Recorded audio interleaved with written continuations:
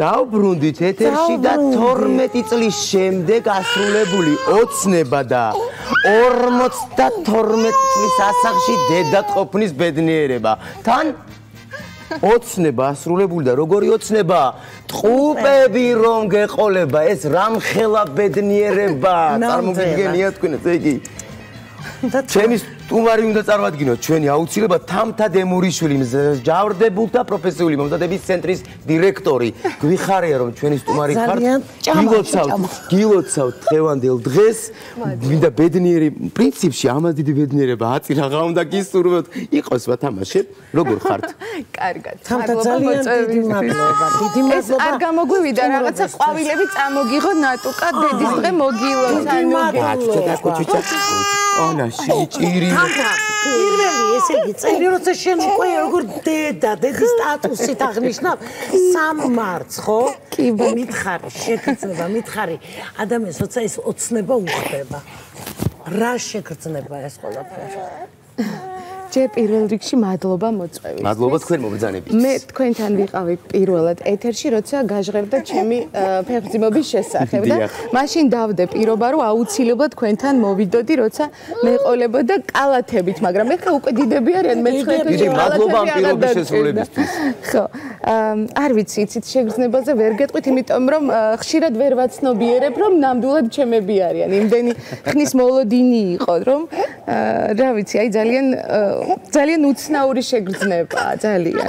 ხასიათებით, ეხლა როგორები არიან, განსხვავებულები არიან, თუ რაღაცა ერთი რო იწყებს ტირილს, არ ერთი წუთი ის კარგად არის. კი, მითხარი როგორ განსხვავებულები არიან. კი, ნამდვილად, ბიჭი ესეთი უფრო ბიჭურია რაღაცნაირად, ღირსეული, ახლა გამიკვირდა ტირილი რო დაიწყო.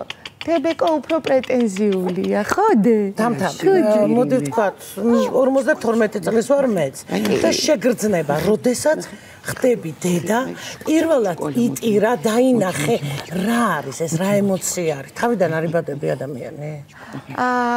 იცით რა, ძალიან რთული არის ამ ემოციის გადმოცემა, ურთულესია, იმიტომ რომ ჯერ ეს პერიოდი, ორსულობის პერიოდი რაღაცნაირად პირველად რომ გავიგე ეს ამის შესახებ, ვხუმრობდი, რომ აი ზუსტად ფეხბურთის წელი იყო ჩვენთვის და ეს ევროპის გოლი რო გაიტანეს ბიჭებმა, ხო, თვითონ ფეხბურთელებს აჩვენებდნენ ეს კადრი ნანახი გექნებათ. ზოგმა ესე გააკეთა, ზოგი დარბოდა, ზოგი რა, აი ზუსტად ეგეთი შეგრძნება მქონდა, ეგ ყველაფერს ერთად ვაკეთებდი, არ ვიცოდი.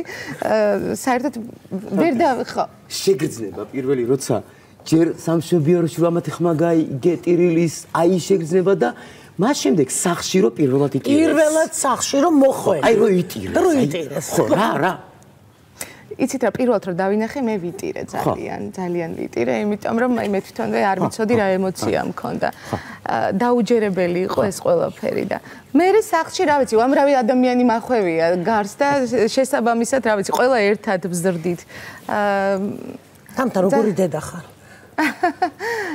აი დაფეთებული არიქა თუ მშვიდი წყნარი ხო, აი ცოტა მეშინია. პირველად რო ავად გახდნენ, რაღაც ის გაცივდნენ, რაღაც ვირუსივით ჰქონდათ, მაშინ აი ძალიან ცუდად ვიყავი და ძალიან გამიბრაზდნენ მერე ჩემი ბიძაშვილები, რომ ისინი უკვე ბებიები არიან პრინციპში და ძალიან გამიბრაზდნენ, რომ როგორ შეიძლება ესეთი ემოციით შეხვდე ამ ყველაფერს, მაგრამ ფიზიკურად ძალიან რთულია თქვენ ახსენეთ ამდენი ხნის მოლოდინის შემდეგ რაღაცნაირად უემოციოდ შეხედო ამ ყველაფერს ძალიან რთულია, მაგრამ ძალიან მინდა რომ ყველა გოგოს მაშინაც მივმართე და აუცილებლად მინდა აღვნიშნო რომ ძალიან ბევრი დამიკავშირდა ამ გადაცემის მერე და 6 რაც მე დავითვალე 6 გოგო არის ზოგს ეყოლა ზოგი ბავშვის მოლოდინში დაურსულდნენ და აი ეს დედობის ბედნიერება მათაც ერგოთ და ძალიან მინდა მივმართო ყველას თქვენი ეთერის მეშვეობით, ვისაც ცოტა სირთულეები აქვს ამ გზაზე და არ გამოსდის,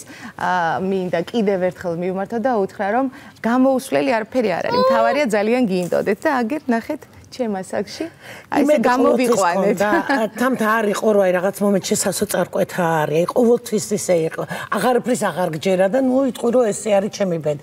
აი რა არის ეს ბრძოლა, იმედი და არა, მე საერთოდ არ მჩვევია ხოლმე რაღაცაზე ესეთი ფარხმალის დაყრა, საქმეშიც ესე ვარ და აი ამ დედობის ნაწილზე ზუსტად ესე იყო, რომ ზუსტად ვიცოდი რომ მეყოლებოდა და ყოველი ფიასკოს მერე რო ვიტყოდი რომ მაინც გავაჩენ, ჩემი და მიყურებდა ხოლმე რაღაც ესე მე მგონი ცოტა გაგიჟდა ეს და ბოლოს რო ვთქვი რომ ორსულად ვარ, არავის არ ეჯერა, გავიდნენ ოთახიდან, გამეცალნენ, ერთმანეთს რაღაცას ელაპარაკებოდნენ, ეტყობა, ფიქრობდნენ რომ ამან აიკვიატა ძალიან რაღაცა და მე გავყიდო, ორსულად ვარ, მართლა ორსულად ვარ და როგორც იქნა ძლივს დაიჯერეს. ასე რომ თუ კი რაღაც ძალიან გინდა, არა აქვს ამას მნიშვნელობა, რა სურვილია, ბავშვები ზოგს რა ვიცი, 1000 სურვილები არსებობს, ხო? ყოველთვის უნდა ეცადოთ რომ გამოიყვანოთ.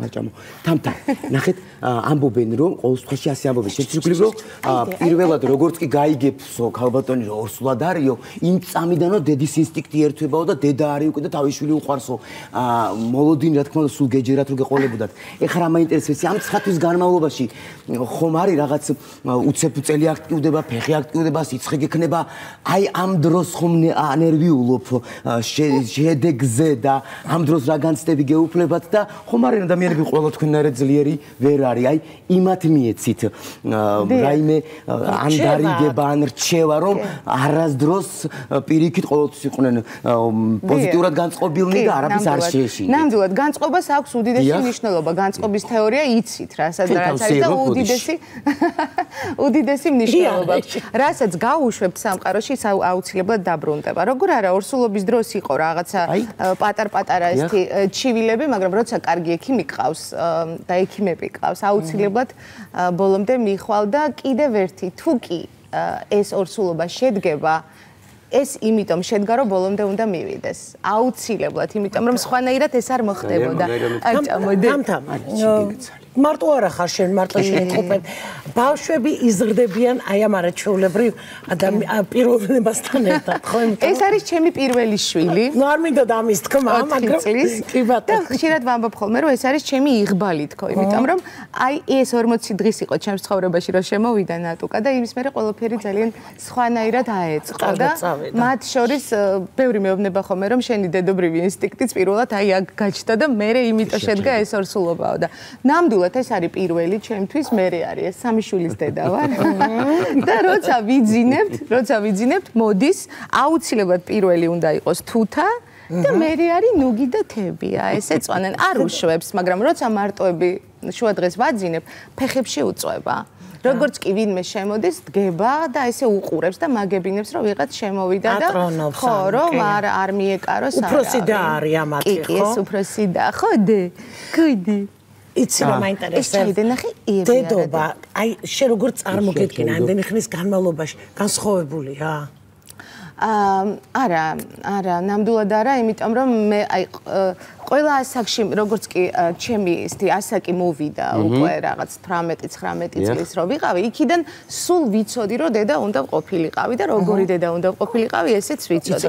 უბრალოდ სიმართლე გითხრათ, მაშინაც რაღაცნაირი შეგრძნება მქონდა რომ ცოტა გვიანი დედობა მექნებოდა. ესე გვიანი არა, მაგრამ ყოველ შემთხვევაში ვფიქრობდი რომ გვიანი დედობა მექნებოდა და რა ვიცი, იცით, მე მგონი ხა რომ ჩემგან იმის თქვა რომ ასაკს არ აქვს მნიშვნელობა და მართლა არ აქვს ასაკს მნიშვნელობა.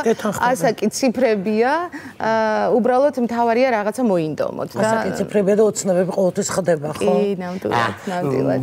პირველი საყიდელი, აი, რა უხიდეთ თებიას და ნუგის, აი, როგორც უკვე დედამ, როგორი საწერკალამია, როგორი შეგრძნება იყო, როცა შვილების საყიდლებზე გახვედი. ნახეთ, პირველი რაც იყო ორსულობამდე, ჯერ კიდევ ორსულობამდე, ნახატებს ვყიდულობდი, სადაც ისე გამოდიოდა ხოლმე, რომ ყოველთვის იყო გოგო და ბიჭი ამ ნახატებში. და აი ესე მაქვს შეგროვებული. მე ორსულობის დროსაც დახატული არის ორსული გოგო, რომელიც მე მგავს და ასევე მე ორი გოგო და ბიჭი და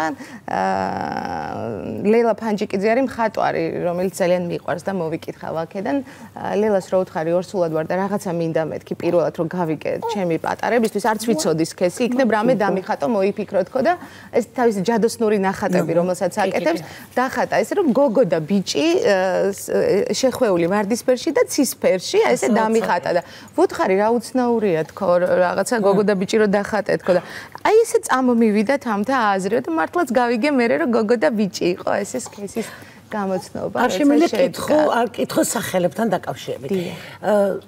ვინმე სახელი არის თუ აი თვითონ რო შეხედე ბავშვს თქვი რომ აი ამასაც მარქვეს ამასაც. კი, ნუგი არის მამაჩემის მოსახელე, ნუგზარ დემურიშვილი, იმიტომ რომ მამაჩემი ადრე გარდაიცვალა და სამწუხაროდ მე თვითონაც მაშინ პატარა ვიყავი და აი ესე მინდოდა ძალიან რომ მისი მოსახელე ყოფილიყო და არა მარტო მოსახელე, ისეთი კარგი კაცი მინდა რომ იყოს როგორიც იყო მამა. და თებეკოს სახელი არავის, უბრალოდ ეხა გეტყვით რომ მე ძალიან მინდოდა თებეკოსთვის დამერქმია ან თუთა, ან თამთა. აჰა. ხო და თუთა უკვე მყავდა, იმიტომ რომ რადგან შვილები არ მყავდა და ეს მომიყვანეს და ავარქვი თუთა. ხო და რადგან ესე იგი თუთა მყავდა, თამთა დედაჩემმა გამიპროტესტა შენ ხარო და სხვა სახელი დაარქვე და ამიტომ მოვიფიქრეთ და მოვუტანეთ ულამაზეს. შენ შეგიძლია ჩათვალოთ რომ ნუგიმ და თებიამ პირველი ყვავილები მოგართვა დიდი მადლობა ხო რა სილამაზია ნახე კოიდი აი დიდი მადლობა თქვენ ტელევიზიას და ამ შუადღე ძალიან მიყვარს ახლა არა მარტო ბავშვების გამო და ორსულობის გამო საქმიანობის გამოც ხშირად ვარ ხოლმე თქვენთან და ძალიან ვადევნებთ ჩვენ თვალს აი ამ ყველაფერს და თქვენ კიდე ჩვენ საქმიანობას აადევნებთ თვალს რასაც ქვია გავდობილებზე ზრუნვა და დიდი მადლობა ამისთვის ძალიან ჩვენ გიხდით თქვენ გულწრფელად დიდი მადლობა რომ პირობა არ დაარღვით და ჩვენთან მობრძანდით ამ სასწაულებთან ერთად. ნამდვილად. დღევანდელი დღე შევაჯამოთ ჩემო ნატუკა. ვფიქრობ ფანტასტიკური დღე გამოგვიყვება. მე ვფიქრობ რომ განსხვავებული დღე იყო, აბსოლუტურად განსხვავებული გადაცემა იყო. ის სიყვარული და ის სითბო აქედან ვაჩუქეთ. ყველას და თამთა. შენ ხარ ადამიანი, რომელიც სამაგალითო ხარ იმით, რომ როცა ადამიანს რაღაცა ძალიან გინდა, როცა ოცნებობ, ის ყოველთვის აგიხდება. და ასაკი მართლაც მხოლოდ და მხოლოდ ციფრებია რა. რა თქმა უნდა და უძლიერესი ქალბატონი რომელსაც ორი არაჩვეულებრივი ანგელოზი ყავს, თავის საქმეს აკეთებს და ყოველთვის არაჩვეულებრივი ფორმაში. დიდი მადლობა მოკლედ, ჩვენ კი ხვალამდე გემშვიდობებით ბედნიერ ნოტაზე, ბედნიერად ბედნიერად ხვალამდე.